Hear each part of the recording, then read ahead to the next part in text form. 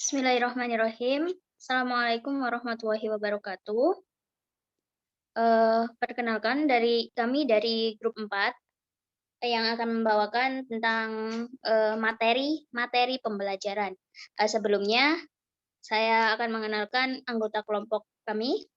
Yang pertama ada Aziz Hakim, Azmi Aldina Sabila, Dina Mariana, Dwi Fuzi Astuti, Elsa Nur Aziza, dan Hesti Hikmawati. Nah, sebelum kita mulai presentasi pada hari ini, mari kita membaca basmalah bersama-sama.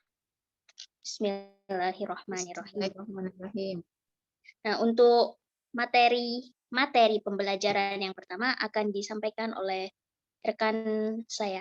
Dipersilahkan.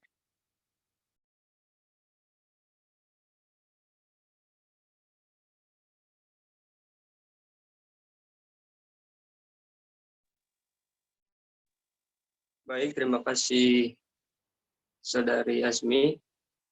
Yang pertama merupakan pengertian daripada materi pembelajaran atau instructional material adalah bentuk bahan atau seperangkat substansi pembelajaran untuk membantu guru atau instruktur dalam kegiatan belajar mengajar yang disusun secara sistematis dalam rangka memenuhi standar kompetensi yang ditetapkan. Materi pembelajaran merupakan informasi, alat, dan teks yang diperlukan untuk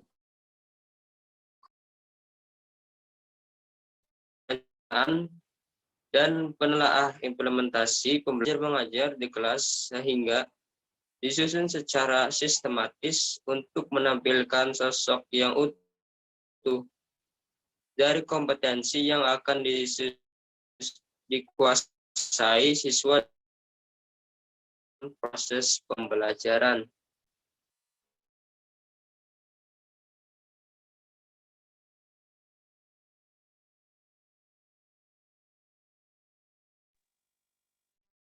Terima kasih kepada Saudara Aziz. Selanjutnya, materi selanjutnya akan disampaikan oleh rekan kami yang lain. Dipersilakan.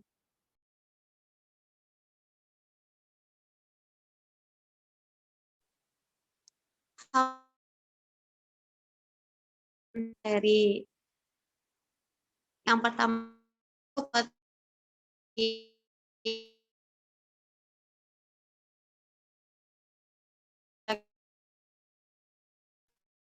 karena kan dari daerah dari itu upayakan si masyarakat tiga pengembangan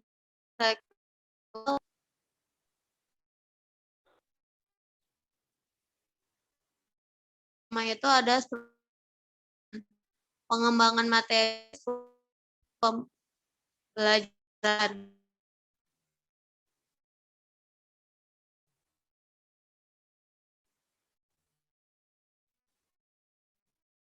metode kedalam kekuasaan materi dan mengembangkan materi mempertimbangkan peserta didik kebermanfaatan bagi peserta didik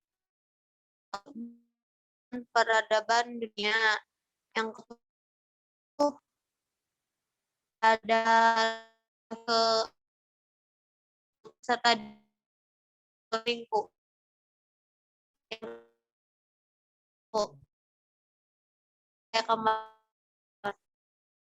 Terima kasih.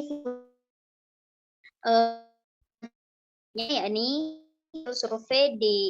survei instrumen A-2 kepada Saudari Elsa. Dipersilakan.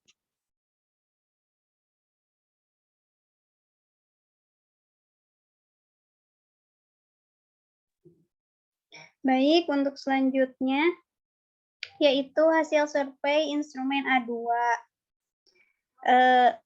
Berikut instrumennya, yaitu nomor 2, mengembangkan dan mengorganisasikan materi, media pembelajaran, dan sumber belajar.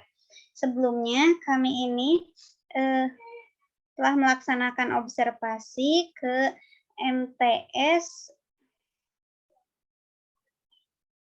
MTS Irsyadul Atfal, Karawang, kelas 7.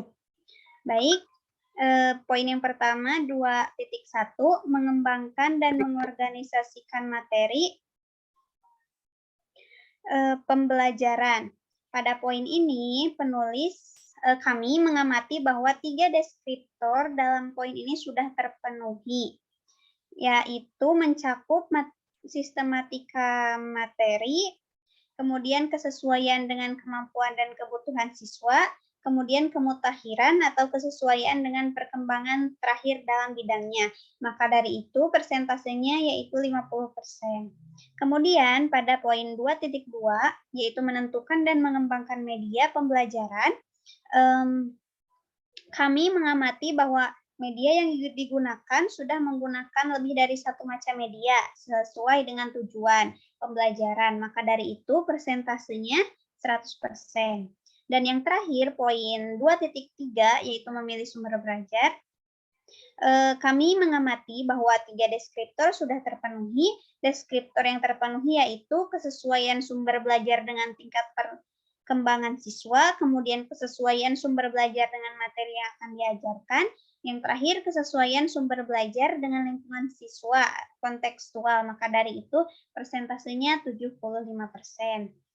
Baik, selanjutnya saya kembalikan kepada moderator. Terima kasih. Terima kasih, Elsa. Selanjutnya adalah hasil survei instrumen B.5 yang akan disampaikan oleh Saudari Hesti. Silakan.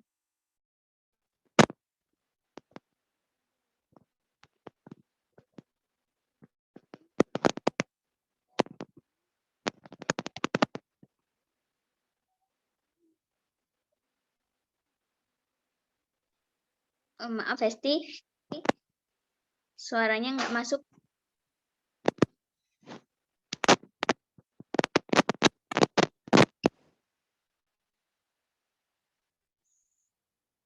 Cek. Ya, sudah.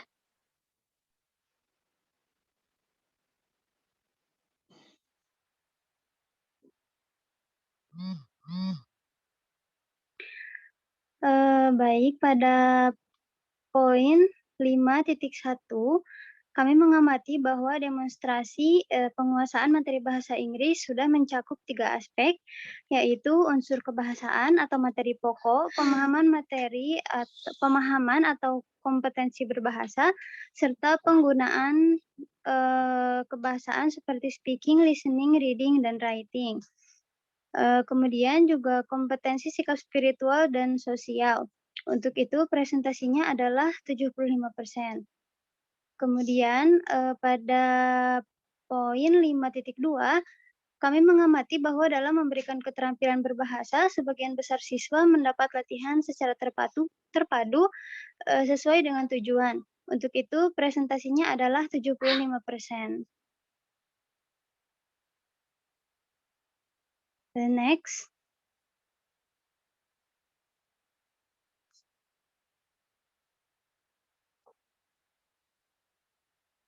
Kemudian yang selanjutnya adalah pada poin 5.3, kami mengamati bahwa dalam memberikan latihan keterampilan mengapresiasi sastra, guru telah memberi kesempatan kepada siswa untuk menyimak dan membaca karya sastra.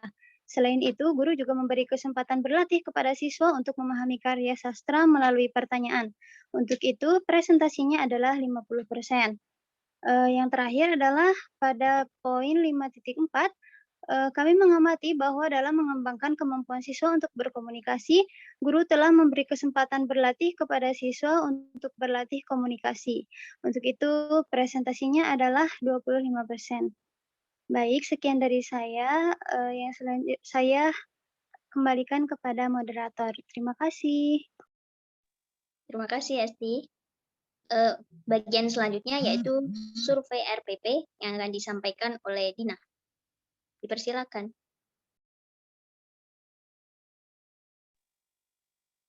Baik, terima kasih kepada moderator yang telah memberikan kesempatannya.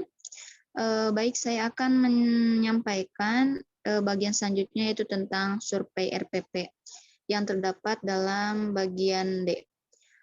dalam yang pertama yaitu seperti yang kita lihat dari slide yang ditampilkan dari tabel di atas, yaitu kami mendapatkan bahwa yang pertama, poin pertama menunjukkan bahwa RPP tersebut telah sesuai dengan tujuan pembelajaran dan kompetensi dasar yang telah ditetapkan.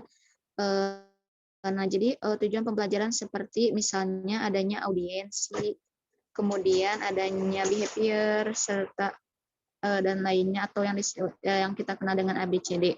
Kemudian poin 2, poin D.2 yaitu menunjukkan bahwa RPP yang kami survei belum sesuai dengan karakteristik peserta didik. Hal tersebut dikarenakan terjadi perubahan tahapan mengajar karena peserta didik ada yang tidak menyimak. Kemudian yang terakhir yaitu pada poin D.3, surveyor mendapatkan bahwa RPP tersebut telah menyediakan alokasi secara baik dan tersusun, di mana terdapat 3 kegiatan, yaitu untuk kegiatan pembuka, kegiatan inti, serta kegiatan penutup. Mungkin dicukupkan sekian, saya kembalikan kepada moderator. Terima kasih, Dina. Selanjutnya adalah tentang lampiran materi yang akan disampaikan oleh Azmi Aldina Sabira, yaitu saya sendiri. Nah, selanjutnya adalah lampiran materi pembelajaran. Sesuai dengan survei yang telah kami lakukan pada MTS Irsyadul Atfal Karawang, materi yang sedang diajarkan ketika kami mengsurvei adalah tentang mengenalkan jati diri atau introduction. Dalam survei serta dokumen yang telah kami dapat, materi yang digunakan sudah sesuai dengan KD yang ditetapkan seperti yang ada di dalam PowerPoint, mulai dari fungsi sosial, struktur teks, unsur kebahasaan, dan lain-lain. Nah, berikut ini adalah ulasan dari materi pembelajaran yang telah kami dapatkan. Next.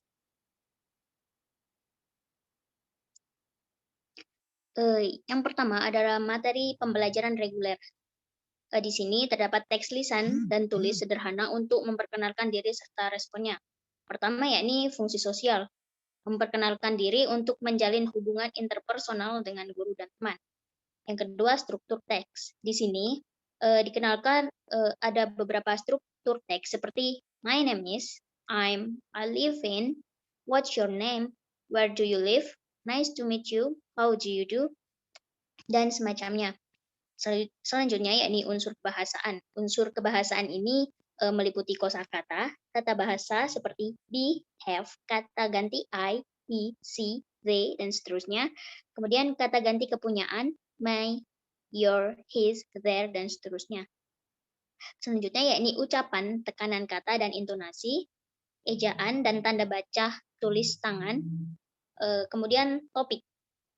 Berbagai hal terkait dengan interaksi antara guru dan siswa selama proses pembelajaran di dalam maupun di luar kelas dengan memberikan keteladanan tentang perilaku jujur, percaya diri, dan bertanggung jawab.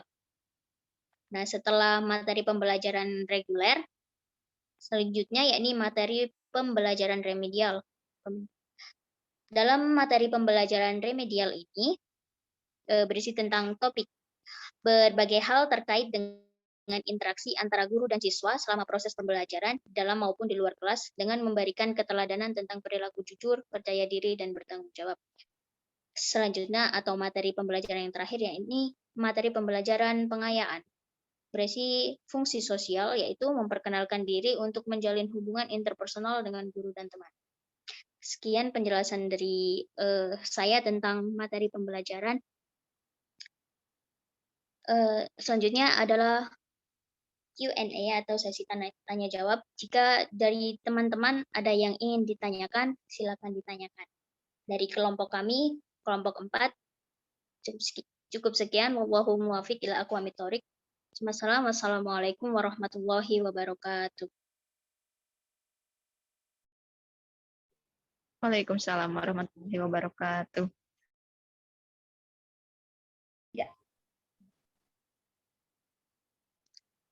Maaf, karena sepertinya tadi ada bagian yang terputus karena koneksi. Jadi kita ulang tentang pengembangan materi yang akan disampaikan oleh Saudari Fuzi. Dipersilakan.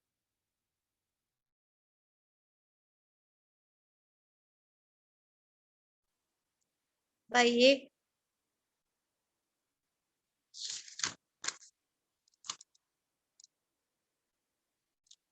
Pengembangan materi pembelajaran, guru harus mampu mengidentifikasikan dan mempertimbangkan hal-hal berikut. Yang pertama itu potensi peserta didik, yang meliputi potensi intelektual, emosional, spiritual, sosial, dan potensi vokasional. Yang kedua itu ada relevansi dan karakteristik daerah. Jika peserta didik dan sekolah berlokasi di daerah pantai, maka pengembangan potensi pembelajaran diupayakan agar selaras dengan kondisi masyarakat pantai. Yang ketiga itu ada tingkat pengembangan fisik, intelektual, emosional, sosial, dan spiritual peserta didik. Yang keempat itu ada kebermanfaatan bagi peserta didik. Yang kelima itu ada struktur keilmuan pengembangan materi sesuai dengan pembelajaran. Yang ketujuh itu yang keenam itu ada aktivitas kedalaman dan kekuasaan materi pembelajaran. Pengembangan materi pembelajaran hendaknya selalu mempertimbangkan potensi peserta didik. Yang ketujuh itu ada relevansi dengan kebutuhan peserta didik dan tuntutan lingkungan. Yang kedelapan itu ada alokasi waktu. Terima kasih, saya kembalikan ke moderator. Terima kasih Bu Fuzi. Sekian dari kelompok kami. Assalamualaikum warahmatullahi wabarakatuh.